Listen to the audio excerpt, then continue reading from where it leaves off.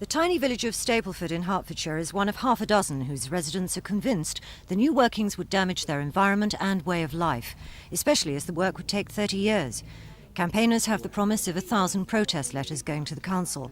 They've handed out 11,000 leaflets and made their own videos setting out their case.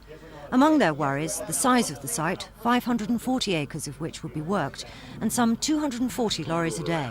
People living in this area are going to have to put up with all the traffic, the noise, the pollution, and all these things associated with gravel workings for the next 30 years, which will be the lifetime of many of the people who are, shall we say, over 40 or 50 who live in this area. And for the children, it'll mean that they're going to be brought up in this area where it's going to be total devastation. This site, operated by REDLAND, one of the two contractors behind the new scheme, should have been restored 8 years ago, according to the campaigners. There were problems and it's still waiting. Another site 10 minutes away is fully operational. It's one of 16 the campaigners complain already surround them, and they don't want a processing plant the size, they say, of 20 football pitches.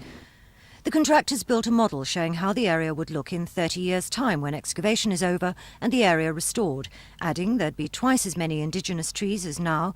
Everything would be ecologically planned. They invite comparisons with an aerial picture of the site as it stands. They insist that only 30 acres would be excavated at a time, and that would be reinstated before work began on the next 30 acres. There would not be one massive pit. I can reassure them that their own personal circumstances will be taken into great consideration.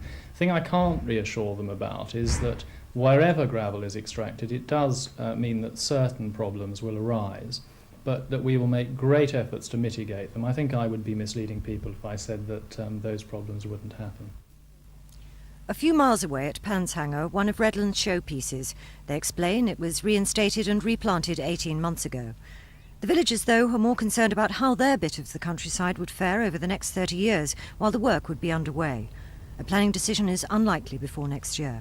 Tricia Ingram's in Hertfordshire, Thames News.